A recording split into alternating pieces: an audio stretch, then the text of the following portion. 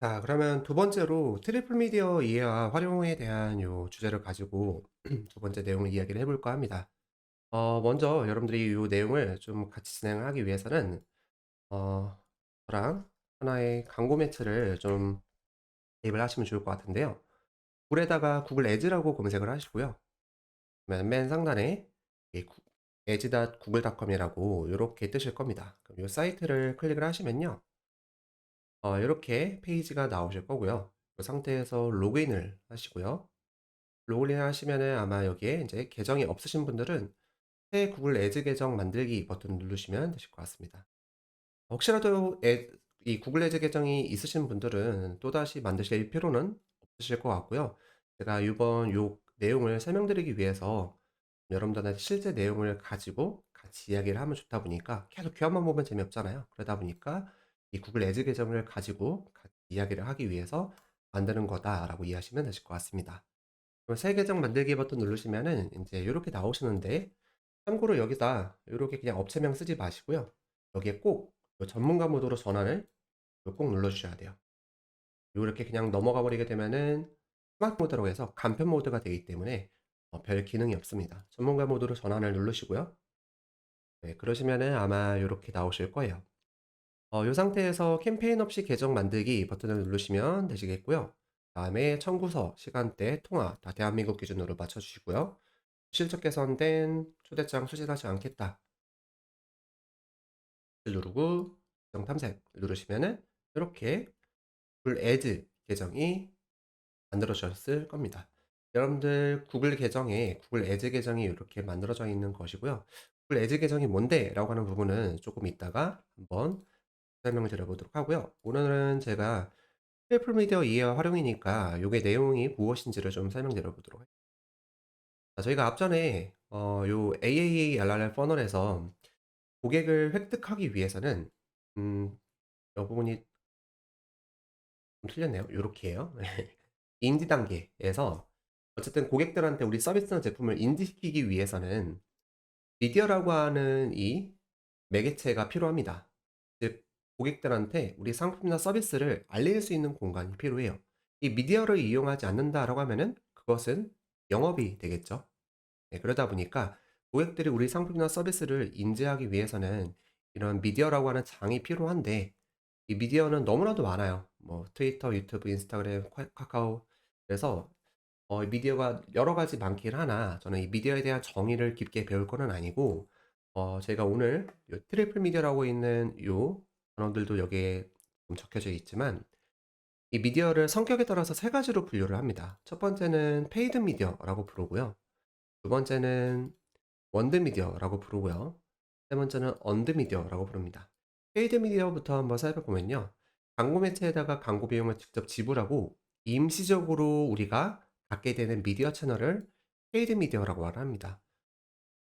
우리가 앞전에 가입했었던 이 구글 애드라고 하는 계정에서 이거는 우리가 페이드 미디어를 활용할 때 요 광고 계정을 가입을 하고 여기서 광고를 송출하게 돼요. 왜 여러분들 어느 때 유튜브를 이렇게 한번 들어가 보시면은 여기다가 이렇게 눌러보면은 아이고 요렇게 인제 광고가 나오잖아요. 요 광고를 우리가 집행하기 위해서는 구글 애즈라고 하는 요 광고 시스템에 가입이 되어 있어야 합니다. 그리고 요 유튜브에서도 요렇게 우리가 이 해당 지면을 빌려서 쓰는 것을 우리가 페이드 미디어라고 말합니다. 당연히 이 광고 매체한테 지불할 비용이 없다라고 하면은 요렇게 광고를 송출할 수가 없겠죠. 그래서 우리가 페이드 미디어 같은 경우에는 임시적이고 휘발성이 있다라고 말을 합니다. 뒤에도 써 놓긴 했어요. 이 휘발성이고 일시적이다. 왜냐하면은 광고 비용을 다 소진하면은 더 이상 광고를 할 수가 없기 때문에. 그다음에 두 번째 원드 미디어는 자사 브랜드가 소유한 미디어 채널을 말하는데요. 예를 들어서 제가 이제 유튜브를 예를 들었으니까 유튜브 같은 경우에도 이거는 페이드 미디어인데 원드 미디어 같은 경우에는 예를 들어서 여기 같은 경우는 이 채널은 빙그레가 운영하는 이제 실제 유튜브 채널입니다. 그래서 유튜브에서도 요렇게 이 채널에다가 영상을 해야 게재해 그렇게 가지고 뭔가 메시지를 전달하는 것을 우리가 '원드 미디어를 이용한다.'라고 이해하시면 되실 것 같아요. 그다음에 마지막으로 언드 미디어는 우리 브랜드나 상품에 대해서 소비자들에 의해서 생성된 서드 파티 미디어 채널이라고 말하는데요. 예를 들어보면은 후기나 리뷰, 공유된 게시물이 있을 것 같아요. 유튜브로도 예를 들어 보면은 예를 들어서 누군가가 뭐